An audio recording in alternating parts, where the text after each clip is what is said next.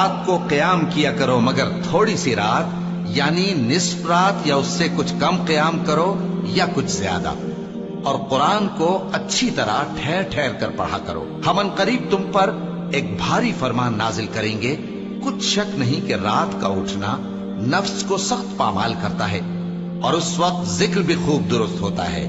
دن کے وقت تو تمہیں اور بہت سے شغل ہوتے ہیں، تو اپنے پروردگار کے نام کا ذکر کرو اور ہر طرف سے بے تعلق ہو کر اسی کی طرف متوجہ ہو جاؤ۔